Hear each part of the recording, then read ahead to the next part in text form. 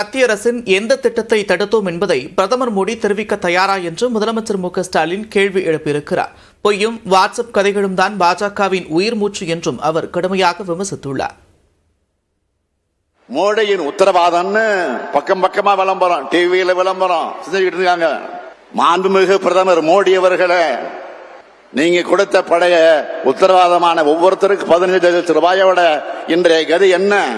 நாடாளுமன்ற தேர்தல் களம் சூடுபிடிக்க தொடங்கியுள்ள நிலையில் பொள்ளாச்சியில் நடந்த அரசு விழாவில் முதலமைச்சர் மு க ஸ்டாலின் எழுப்பிய கேள்விதான் இது.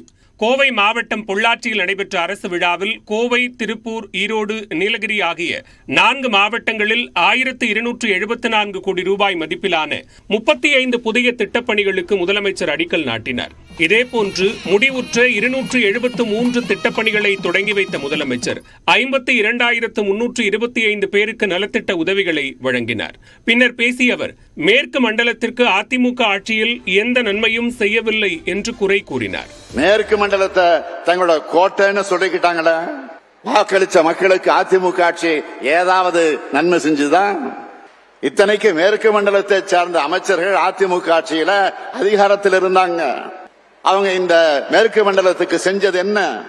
நாட்டு மக்களுக்கு எதையுமே செய்யாத பிரதமர் மோடியின் உத்தரவாதம் என செய்தித்தாள்களில் பக்கம் பக்கமாக விளம்பரம் வெளியிட்டு வருவதாக கூறிய முதலமைச்சர், தமிழ்நாட்டிற்கு செய்துள்ள சிறப்பு திட்டங்களை பிரதமர் மோடி பட்டியலிட தயாரா என்றும் வினவினார். என்ன சிறப்பு திட்டங்களை கொண்டு வந்தீங்கன்னு தமிழ்நாட்டு மக்கள் எல்லோருக்கும் கேட்கணும். பதில் சொல்லுங்க பிரதமர்னு எல்லோரும் கேட்கணும். கேட்பீங்களா? போன முறை வந்தப்ப பேசினாரு, பாஜக தமிழ்நாட்டுக்கு கொண்டு வர திட்டங்கள் திமுக தடுக்குது.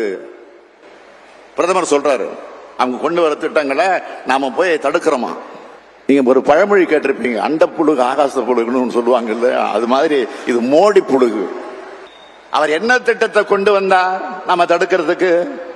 ஆட்சியில் இருந்த 10 வருஷமா தமிழ்நாட்டை திரும்பி பார்க்காம தேர்தலுக்கு 10 நாள் வந்து போய் சொன்னா தமிழ்நாட்டு மக்களான நாங்கள் என்ன ஏமாளிகளா? நாங்களெல்லாம் இழிச்சவாயங்களா? பொய்யும் வாட்ஸ்அப் கதைகளும் தான் பாஜகவோட உயிர் மூச்சு. பாஜக அதிமுகவின் கள்ள கூட்டணியை மக்கள் அடையாளம் கண்டுள்ளதாகவும், நாடாளுமன்ற தேர்தல் மட்டுமின்றி இனி எந்த தேர்தல் வந்தாலும் திமுக தான் வெல்லும் என்றும் முதலமைச்சர் தெரிவித்தார்.